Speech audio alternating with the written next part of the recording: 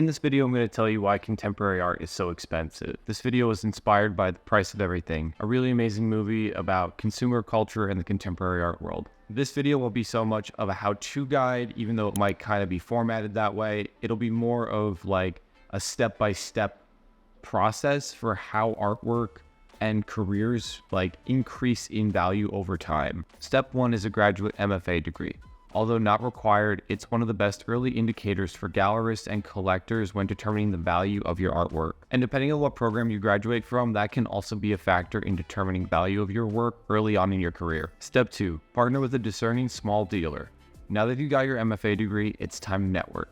You're going to want to meet a small-time art dealer with a good track record for spotting contemporary art trends. These dealers often have their fingers on the pulse of the art world and can help introduce your work to a broader audience. Step 3, feature in a group show or biennial. Now that you got your foot in the door, it's time to collaborate with an up-and-coming curator who believes in your work and is willing to put you in group shows or even a biennial if you're lucky. You're going to want to be in as many of those as possible because these types of shows will put your work in front of influential eyes. And at this point, your CV will be loaded with a lot of amazing credits and the value of your work will increase. Step 4, achieve a sold-out solo show. Remember that discerning small-time dealer we mentioned earlier? It's time for them to give you a shot at your own show in their space. Achieving a solo show is a pivotal moment in your career. It's not just about the exhibition, it's about making it a success. And what do we mean by making it a success? Selling out all the work. A sold-out solo show can demonstrate your work's market appeal and desirability. It'll also help establish a secondary market for landmark pieces from your first solo exhibition. Step 5, progress to blue chip galleries. Now that you've made it, you've sold out your first show, it's time for you to ditch that discerning small-time dealer who believed in you from the start.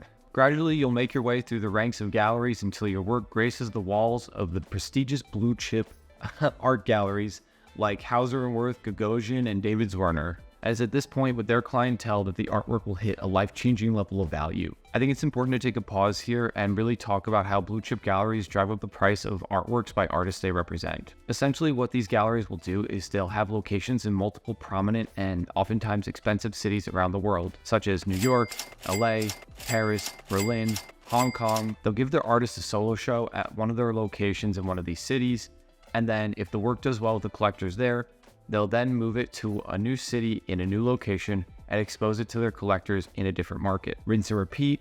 And what you're doing is every single time you're introducing that work to a new market, you're adding another line to the CV, you're increasing the value of their work every time it sells and moves around. They're essentially acting as art franchises.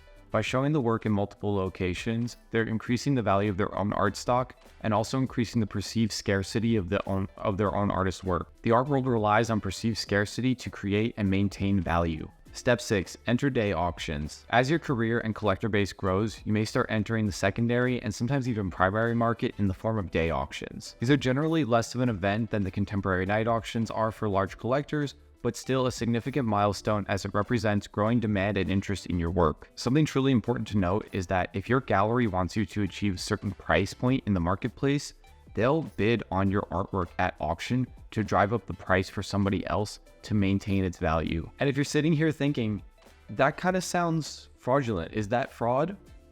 Yes, it is. I think it's also important to note at this point in your career, while your work is going to auction and increasing in value, you're not making any more money off of it because someone else owns it. But what it does do is it drives up the value of work that you're currently making and selling in the galleries. Step 7, night auctions, our second to last stop in understanding why art is so expensive. Having your work in the contemporary night auctions at Sotheby's and Christie's is an event. It means your work is highly sought after and collectors are willing to fight and invest large sums of money in it. Step 8, death. The morbidly final destination for all of us, but not the value of your art. An artist with a successful or even unsuccessful living career can see their work, their work skyrocket in value after their death. It's the ultimate realization of the law of supply and demand. It also gives dealers an iconic or tragic... Can't take this seriously. But it's real.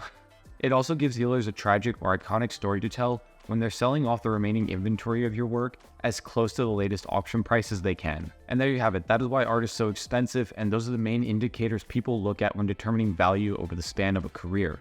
Now, obviously this doesn't take into account things like historical significance, market trends, size, or medium of the artwork, which also play a part in its value or price. But what it does do is lay out the pathway that most contemporary art takes for achieving record-breaking prices so quickly. Do you think this method for maintaining and manufacturing value is ridiculous? Be sure to tell me in the comments below. And if you learned something, go ahead and like this video or subscribe to the channel. I would really appreciate it. I'm out here trying to make videos about the art world, artist resources, and document my own journey towards becoming a self-sufficient artist. And remember guys, it's a system that was created with good intentions, but is now being maintained by the 1% to sustain generational wealth. Keep your head down, keep creating, and I'll see you in the next video.